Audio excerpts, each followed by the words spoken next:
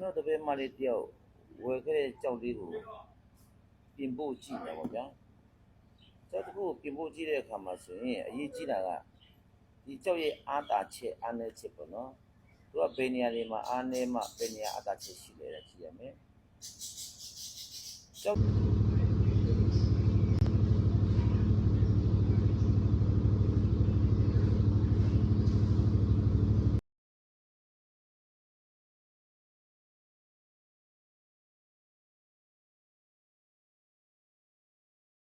ကိုအောက်ဘက်ချမ်းဘိုက်ခေါ်တာပေါ့ဗျာဒီဘိုက်လေးကိုကျွန်တော်ဖိမှဝဲတယ်ဒီကြောက်ကျွန်တော်ပြင်တဲ့အခါမှာချက်မှမထီဘူးပေါ့ဗျာချက်မှမထီလာဘူးအဲကျွန်တော်ပြင်ပြီးတဲ့အနေထားပါဗျာဒီလိုလေးပြင်လိုက်တယ်နော်လိတန်းနှခမ်းကိုနည်းနည်းလေးအပေါ်ဘက်ချမ်းကိုတော့လောင်ပြီးမှအောက်ဘက်ချမ်းကိုဖွင့်သွေးတာပေါ့ကြောက်ပွင့်သွေးခေါ်ရအဲ့ခါကျတော့တကယ်လို့များ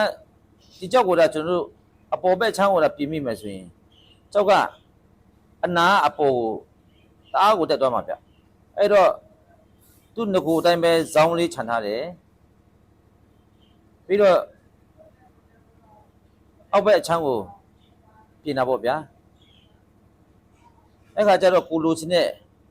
အလင်းပွင့်လာတယ်အလင်းပွင့်လာပြီးတဲ့အပြင်မျိုးပေါ့နော်ကြောက်မျိုးလေးကကျွန်တော်လိုချင်တဲ့ကြောက်မျိုးတန်းကိုရောက်လာတာပေါ့နော်